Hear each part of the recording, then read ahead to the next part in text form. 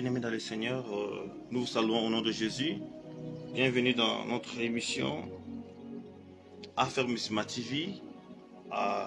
N'hésitez pas de liker, partager les lives pour que nous soyons nombreux. Vraiment, la technique nous a causé quelques petits soucis, mais je pense que le son est quand même réglé. Voilà. Je voudrais avant toute chose commencer par une courte prière. Merci pour ta grâce, merci pour ton amour, merci pour ta bonté, merci pour tout ce que tu as fait.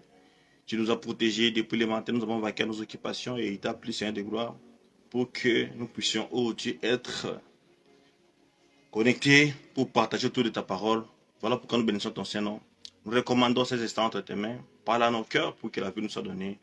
Nous recommandons nos bien-aimés qui sont connectés maintenant, même ceux qui vont nous suivre en rediffusion. Que ta grâce, ton amour, ta bonté les accompagne. Nous avons ainsi prié. Au nom de Jésus-Christ, nous disons Amen. Voilà.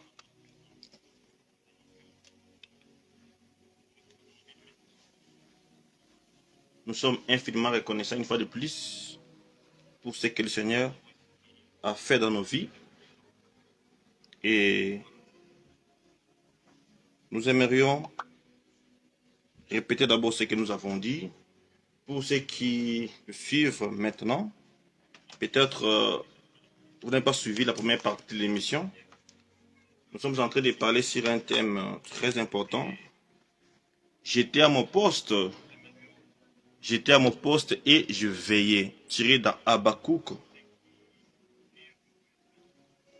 Tiré dans Habakkuk. Voilà. Tiré dans Habakkuk. Habakkuk 2, le premier verset, jusqu'au troisième verset. Nous lisons au nom de Jésus. Habakkuk 2, le premier verset. L'Écriture dit ceci.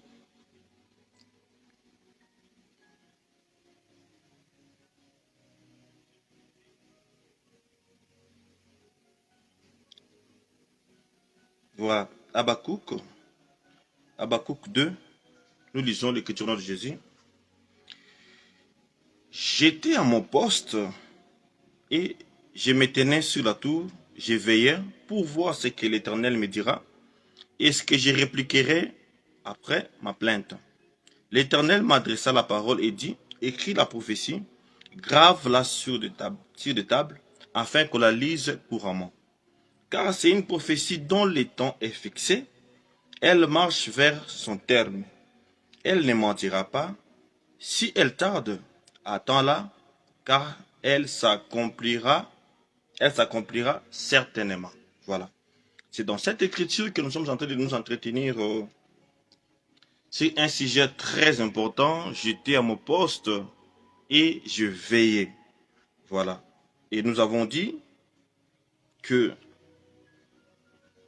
au travers de cette émission, au travers de ce thème, nous allons rappeler tout enfant de Dieu dans ses responsabilités. Chaque enfant de Dieu, quel que soit le poste que tu occupes, quel que soit le rang que tu occupes, quelle que soit la fonction que tu joues, que tu occupes plutôt dans l'œuvre de Dieu, au travers de ce thème, nous allons te rappeler à bien servir le Seigneur. Nous avons défini d'abord c'est quoi la tour, pourquoi la tour et qui sont les personnes qui sont sur la tour. Parce que dans Habakkuk, l'écriture dit j'étais à mon poste, je me tenais sur la tour.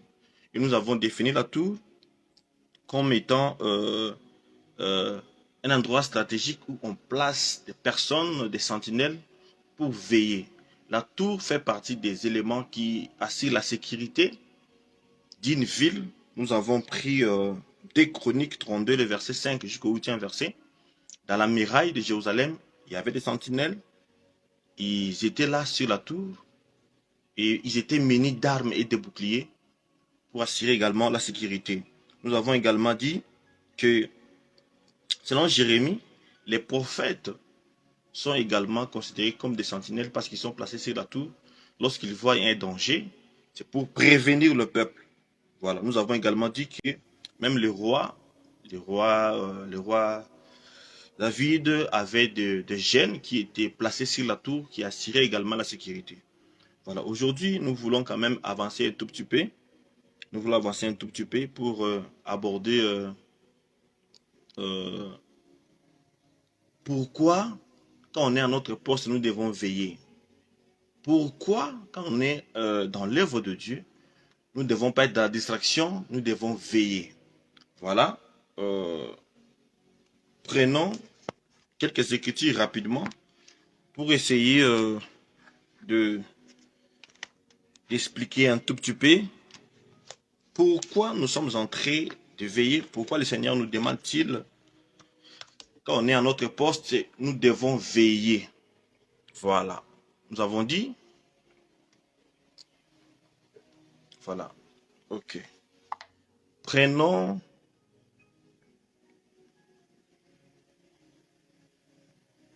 lisons d'abord quelques écritures. Prenons Psaume.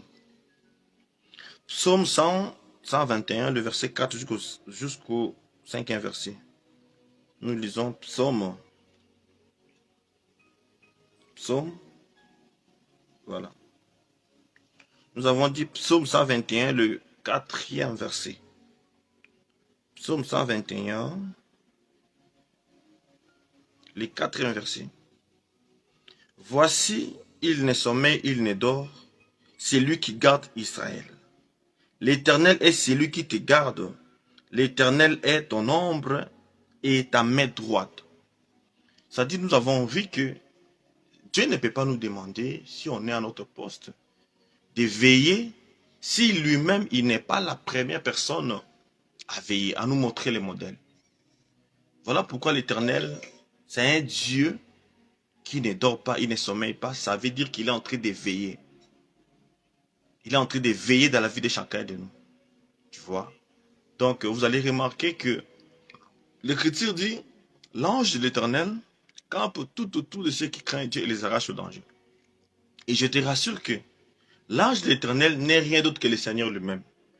Voilà pourquoi, dans Actes des Apôtres, je pense Acte 8 si je ne m'abuse pas, hein, Acte Je pense que ça doit être acte 8.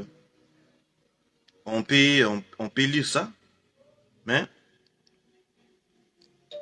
tout ce que je sais, c'est que lorsque l'apôtre Pierre était en prison, il était jeté en prison, l'Église ne cessait d'adresser en sa faveur des prières. Est-ce que vous comprenez ça? L'Église ne cessait d'adresser en sa faveur des prières. Mais curieusement, lorsque l'ange est allé délivrer Pierre en prison, quand il était venu, il s'est rendu compte que le Seigneur l'a délivré. Lorsqu'il est arrivé devant la porte, là où l'église était en train de prier, là où l'église ne cessait d'adresser des prières à Dieu en sa faveur, il va parler. Quand il va parler, il y aura une sœur qui va dire non. J'ai entendu la voix de Pierre. Et on dira non, ce n'est pas Pierre, c'est peut-être son ange. Vous voyez, c'est peut-être son ange. C'est pour dire que chaque enfant de Dieu, si tu crains Dieu, le Seigneur garantit ta sécurité en étant lui-même comme un ange à tes côtés pour assurer ta sécurité. Vous voyez. Le Seigneur lui-même va assurer ta sécurité. Vous voyez. Je suis dans Acte 12. Acte 12, le Acte 12 à partir du 11e verset. Nous lisons l'Écriture. Revenu à lui-même, Pierre dit, je vois maintenant d'une manière certaine que le Seigneur a envoyé son ange, qu'il m'a délivré de la main d'Hérode et de tout ce que le peuple juif attendait. Vous voyez? Donc si vous descendez, après avoir réfléchi, il se dirigea vers la maison, Marie, mère de Jean, surnommée Marc, où beaucoup de personnes étaient réunies en priant. Il frappait à la porte il frappait à la porte vestibule et une servante nommée Rhode s'approcha pour écouter. Voilà. S'approcha pour écouter. Le verset 14. Elle reconnut la voix de Pierre et dans sa joie, au lieu d'ouvrir, elle courut annoncer que Pierre était devant la porte. Le verset 15. Il lui dit, tu es folle. Mais elle affirmant que la chose était ainsi. Le verset 16. Et il dit, c'est son ange. Cependant, Pierre continuait à frapper. Il ouvrit et fut étonné de le voir. Pourquoi j'ai pris cette écriture-là? Pour dire que si tu es un enfant de Dieu, tu crains Dieu, rassure-toi que le Seigneur te donne déjà une sécurité en mettant à tes côtés un ange qui n'est rien d'autre que la présence du Seigneur lui-même. Parce que l'ange de l'Éternel, c'est l'Éternel lui-même. Donc, chaque enfant de Dieu, même quand tu marches, même quand tu es combattu, même quand on est en train de te tendre des pièges, si tu marches vraiment dans la crainte de Dieu, alors rassure-toi que tu bénéficies d'une sécurité, d'une haute sécurité. Rappelez-vous de ce que nous avons dit. Lorsque les peuples ont vu que les rois qui venaient les combattre, ils étaient nombreux, le roi va rassurer au peuple qu'avec lui, c'est les bras de la chair, mais avec nous, c'est l'éternel. Donc avec le Seigneur, nous sommes plus que vainqueurs. Avec le Seigneur, nous bénéficions de la sécurité. Le Seigneur est celui qui ne dort pas. Il est en train d'assurer notre sécurité. Il est notre force, il est notre bouclier. Il est notre tour fort. Le nom de l'Éternel est une tour forte, d'où les justes trouvent refuge. Donc, nous disons que si l'Éternel nous demande de veiller, lui-même, il est d'abord la première personne à veiller. Si le Seigneur nous demande de prier, lui-même, il doit être le premier à prier pour nous imprimer, pour nous montrer un modèle. L'Écriture dit dans Colossiens, il est le premier-né d'entre les morts, en fait d'être en toutes choses le premier. Donc le Seigneur est la toute première personne qui a veillé et qui a assuré notre sécurité jusqu'à aujourd'hui. Voilà pourquoi vous allez remarquer que Adam, à son tour, avait failli à ses responsabilités. Quand Dieu a créé, il a créé l'homme, Il a façonné l'homme par la poussière de la terre. Il a d'abord planté un jardin et ensuite, il a amené l'homme qu'il avait formé dans le jardin. L'homme avait deux missions, avait deux rôles. C'est lui de garder et de cultiver. Mais l'homme, Adam, va faillir à ses responsabilités. Adam n'avait pas réussi à ses responsabilités. Adam avait failli. Et quand Adam avait failli, c'est comme ça que le Seigneur va revenir maintenant pour établir un jugement. Parce que Adam avait failli à sa responsabilité. Les responsabilités étaient partagées. Quand le Seigneur est revenu pour établir le jugement, il a condamné la femme, il a condamné Adam, et il a condamné aussi le serpent. C'est très important. Le Seigneur, quand il est revenu, il n'a pas seulement condamné l'homme, il a condamné la femme, il a condamné aussi le serpent. Adam était condamné parce qu'il avait failli à sa responsabilité. Ève aussi elle était condamnée parce qu'elle n'avait pas respecté la loi de Dieu. Adam, il est le type des faux serviteurs de Dieu parce que les hommes de Dieu rendront compte. Nous avons dit que ce sont les serviteurs de Dieu, les ministres, les anciens, les prophètes, ce sont eux qui sont établis comme des sentinelles. Si vous avez failli à votre responsabilité, c'est lui de garder et de veiller. Vous allez être condamné, vous serez jugé, vous aurez des comptes à rendre envers le Seigneur. Nous avons la mission non seulement de planter la sémence, d'enseigner le peuple, nous avons également la mission de veiller sur la sémence qu'on a enseignée pour que la sémence puisse croître. Donc on ne peut que veiller dans la parole et dans la prière. C'est très important de comprendre des choses de cette manière-là. Et nous avons dit que chacun de nous est appelé à veiller sur lui-même. Chacun de nous est appelé à veiller là où le Seigneur l'a établi.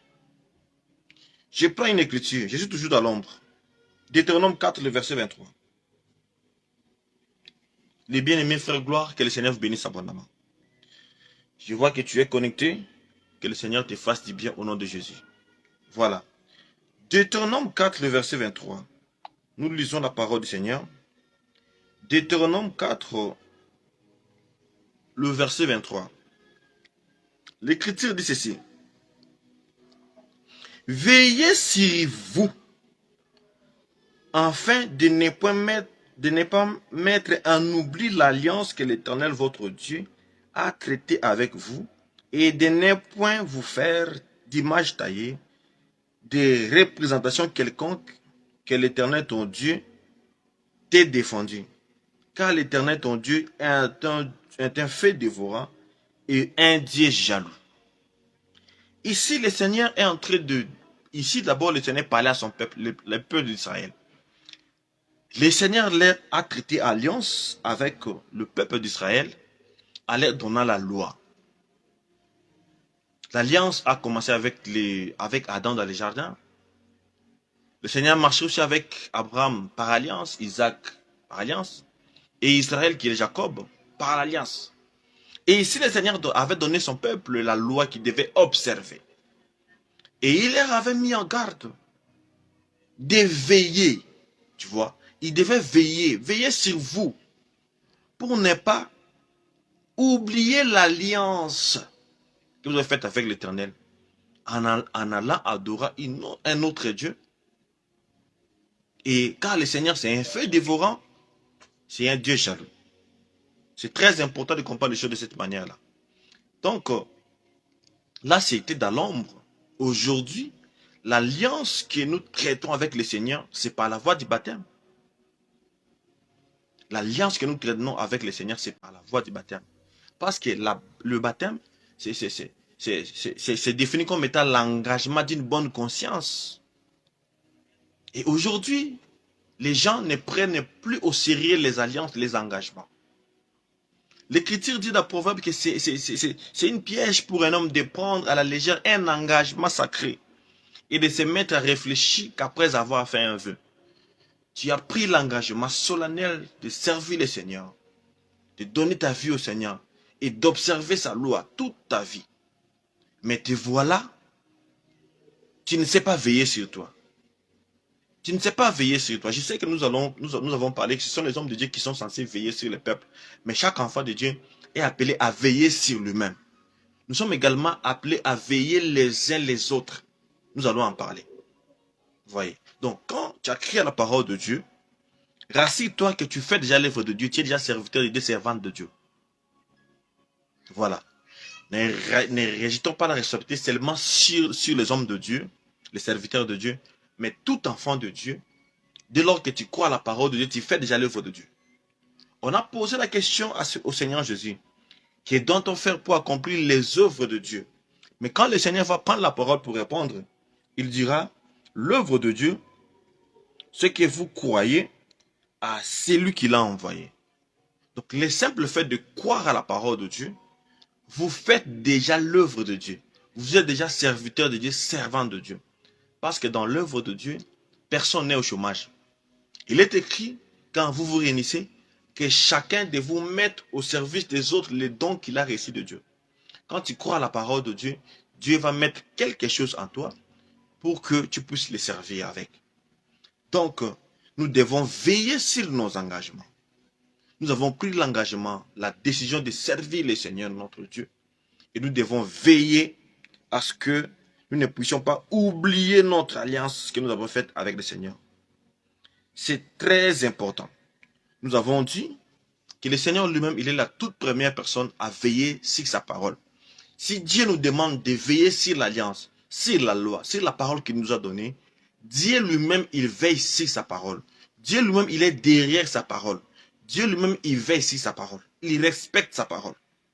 Parce que Dieu ne peut pas nous demander quelque chose que lui-même ne saura pas faire. Vous voyez?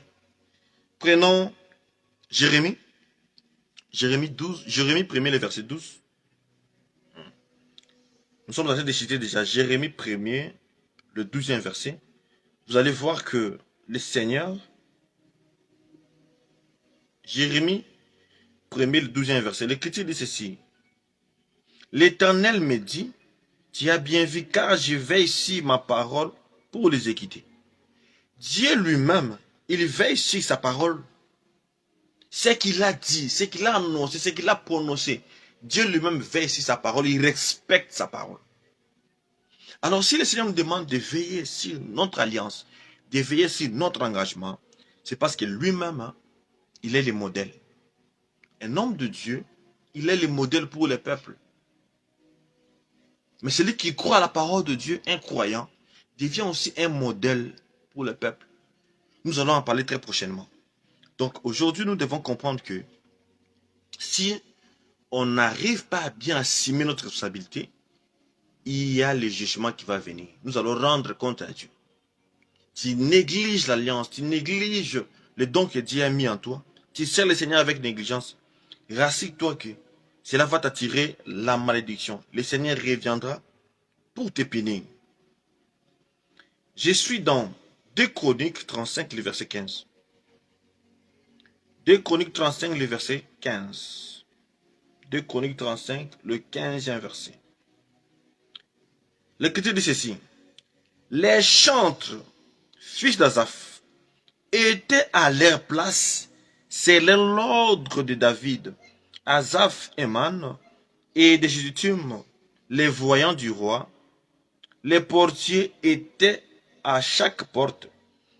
Ils n'eurent pas à se détourner de leur office, car leurs frères les Lévites préparaient ce qui était pour eux. Voilà. Ici, c'est très important. On parle des chantres. Ils étaient à leur place. Les chantres, les fils d'Azaph étaient à leur place, selon l'ordre du roi. Quand même, si c'était dans l'ombre, l'Écriture dit, ce qui a été écrit, ça a été écrit pour notre instruction, pour nous servir d'exemple. Donc nous devons prendre les choses qui sont passées dans l'ombre pour nous servir également d'exemple aujourd'hui.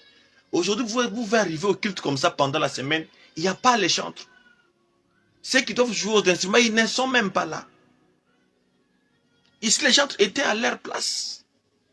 Les portiers aussi étaient à leur place. L'Écriture dit, ils ne se sont pas détournés de leur office. Aujourd'hui, Les gens servent le Seigneur avec négligence. Le Seigneur t'a établi comme chantre. Tu es serviteur de Dieu, tu es servant de Dieu, tu es portier, tu es intendant, tu es diacre. Il ne faut pas te détourner de ton office. Il ne faut pas te détourner de ton service. Les chantres étaient à leur place. Nous sommes appelés à travailler de mieux en mieux à l'œuvre du Seigneur. J'étais à mon poste et je veillais. Tu as ton poste, bien sûr, mais tu es dans la distraction. C'est très important, mon bien-aimé. Je suis en train de citer déjà. Taguez le frère dans les commentaires parce que c'est très important. Nous sommes en train de parler de la part du Seigneur. Nous devons être à notre place. Nous devons être à nos services, là où le Seigneur nous a établis. C'est très important. Je sais que dans cette écriture-là, on dit que on avait préparé. Ainsi, voilà. Les chantres étaient à leur place de leur service, car leurs frères les Lévites préparaient ce qui était pour eux. Je sais que dans l'ombre, les chantres avaient un salaire, selon l'ordre du droit, un salaire chaque jour. Ils avaient un salaire chaque jour. Mais dans la nouvelle alliance, on ne fait même pas mention de salaire des chantres. Dans 1 Corinthiens 9, si vous lisez là-bas, l'Écriture dit ceux qui remplissaient une fonction sacrée, ils s'étaient nourris par les temples. Mais quand les apôtres ont interprété ça, ils ont fait allusion au ministère de la parole. Ce sont les ministres de Dieu qui ont droit à un salaire, mais les chantres, à la limite des Écritures, ne peuvent pas réclamer un salaire. Donc, ne fuyons pas, n'abandonnons pas nos offices parce qu'on n'est pas rémunéré. Dans la nouvelle alliance, dans les témoins des apôtres, il n'y a pas de trace où les chantres peuvent réclamer un salaire. Mais tout ce que nous savons, les hommes de Dieu, les ministres, peuvent trouver quelque chose pour également donner aux chantres. Mais cela n'est pas une doctrine, soit une obligation auprès des chantres qui peuvent réclamer un salaire. Voilà, nous passons déjà. Nous disons que nous devons être à nos postes et servir le Seigneur. Nous allons également voir le samedi quand nous allons parler, même les jeudis, si le samedi si on aura le temps, on va essayer de parler. Avant que tu puisses prétendre être ministre de Dieu, être serviteur de Dieu ancien, il faut au préalable que le Seigneur lui-même d'abord puisse t'appeler. C'est très important. Parce que ça sera très malheureux lorsque tu es dans l'œuvre et que le Seigneur ne te reconnaît pas comme serviteur, mais tu as été établi par les hommes. Ça sera très regrettable de ta part. Voilà. Lisons 1 Timothée 4, le verset 16. 1 Timothée 4, le 16e verset. L'Écriture dit ceci. 1 Timothée 4, le 16e verset. Veille sur toi-même, sur ton enseignement, persévère dans ces choses, car en agissant ainsi, tu te sauveras toi-même et tu sauveras ceux qui t'écoutent. Veille sur toi-même et sur ton enseignement, car en agissant ainsi, tu te sauveras toi-même et ceux qui t'écoutent. Un prédicateur, un enfant de Dieu, un serviteur de Dieu, est celui qui examine sa vie chaque jour, est celui qui veille sur sa vie, sur sa conduite, sur sa parole, sur son enseignement. Un ministre de Dieu, un prédicateur est celui qui veille d'abord sur son enseignement lui-même. Il écoute et il met en pratique d'abord l'enseignement qu'il prêche. Et ensuite, il est le premier sauvé et il sera en mesure de sauver ceux qui l'écoutent. J'étais à mon poste et je veillais. Étant serviteur de Dieu, étant prédicateur, nous devons veiller sur notre enseignement. Nous devons veiller sur l'œuvre de Dieu. Nous devons veiller sur nos familles, veiller sur nos enfants, veiller sur tous les services qui se passent à l'église. Mais nous devons également veiller sur notre propre salut. C'est très important. J'étais à mon poste et je veillais. On est en train de dire à Timothée, veille sur ton enseignement. Et en agissant ainsi, tu pourras te sauver toi-même. Aujourd'hui, très peu de prédicateurs vivent ce qu'ils enseignent. Aujourd'hui, très peu de prédicateurs vivent la rigueur de la doctrine qu'ils enseignent. Sa femme même ne respecte même pas l'enseignement des apôtres. Ses enfants n'en parlent même pas. Mais les voilà qui insistent. Il y a des hommes de Dieu qui mènent une très mauvaise vie. Mais les voilà qui enseignent de ne pas commettre l'impudicité, de ne pas vivre dans la débauche. Et pourtant, eux-mêmes n'arrivent pas à pratiquer ce qu'ils enseignent. Veillons sur notre enseignement, car de cette manière-là, nous pouvons sauver ceux qui nous écoutent. Prenons la dernière écriture et on termine par là. Je suis... Non, non. J'ai dit Naoum 2, le premier verset. Voilà. Naoum 2, nous lisons les premiers versets. Les destructeurs marchent contre toi. Garde la forteresse.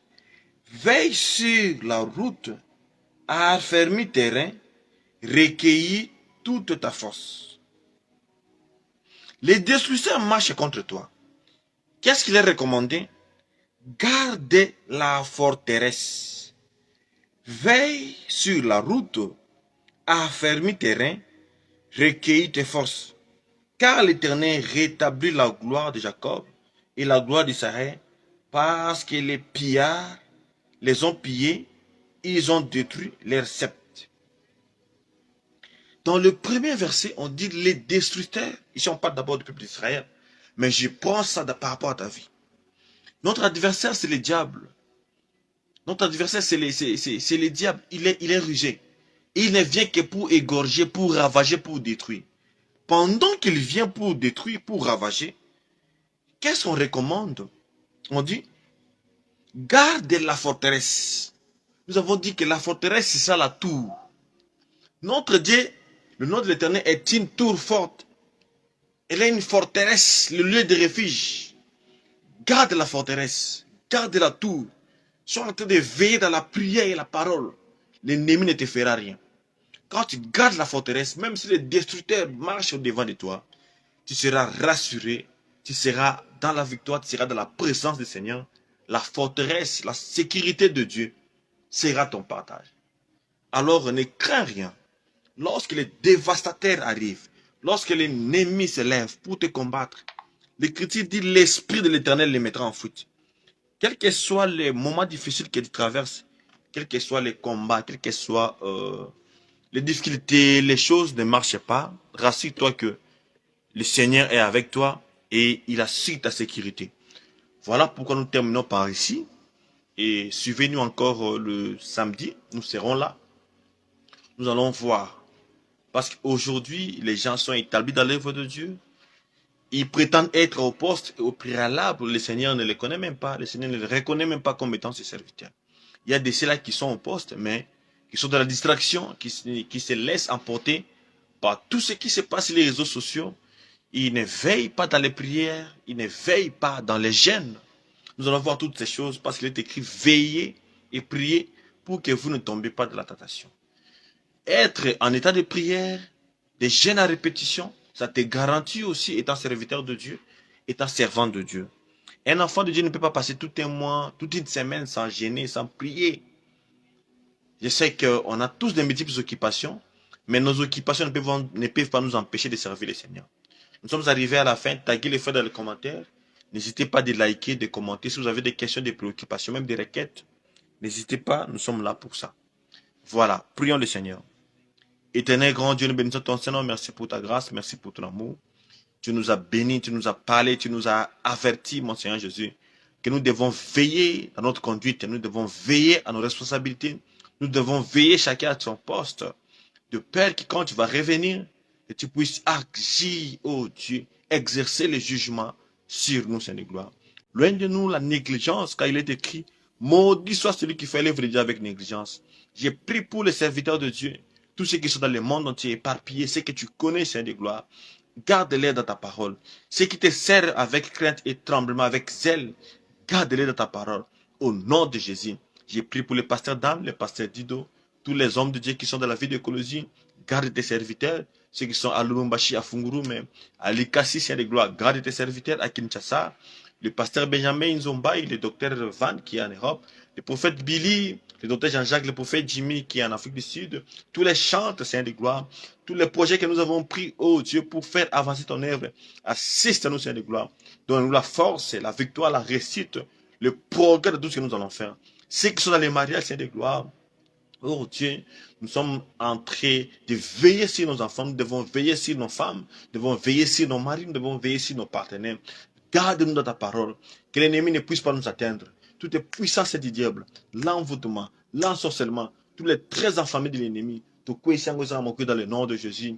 De la même manière, tu as envoyé ton ange pour délivrer l'apôtre Pierre qui était en prison, Seigneur de gloire. Oh Dieu, accepte, Seigneur de gloire, de délivrer tous ceux qui sont sous l'emprise du diable, ceux qui sont, oh Dieu, prises par la vie du péché, ceux qui sont retenus par la puissance de l'égarement, ceux qui sont retenus, oh Dieu, par la vie du péché, dans l'impudicité, dans l'ivrognerie, dans les calomnies, dans les débauches, dans les mensonges, mon Seigneur, mon Dieu, mon roi. Il est écrit l'évangile ne consiste pas seulement en un discours persuasif, mais c'est la démonstration de la puissance de l'Esprit. Accepte, ô Père, que la prière que je suis en train de faire en ce lieu puisse délivrer celui qui est dans la puissance de la masturbation, puisse délivrer celui qui est dans la puissance de l'ennemi, au nom puissant de Jésus. Si telle est ta volonté, que nous puissions nous retrouver en ce lieu dans les jours à venir, nous ne m'avons pas été dit merci. Nous avons ainsi prié par le nom précieux et glorieux notre Seigneur Jésus-Christ. Nous disons Amen. Voilà, nous sommes arrivés à la fin. Nous bénissons tous les enfants de Dieu, ceux qui nous ont suivis et ceux qui vont nous suivre à la télévision. Nous demandons de vous abonner massivement sur notre chaîne Affermissement TV, sur YouTube, sur TikTok, sur Facebook, pour ne rien rater. Nous sommes avec l'homme de Dieu. Nous sommes avec l'homme de Dieu, Dido Fayala, en train de nous enseigner sur les ténèbres ne régneront pas toujours. Nous sommes également en train de préparer une journée de louange qui sera très bientôt là au mois d'avril avec les chantres de l'Éternel, les frères Jean-Luc Kassongo, le frère Gériel, tous les chantres, nous serons là. Nous sommes en train de préparer une journée de louange qui va se tenir à notre église de Kissou. Et nous préparons également l'écrit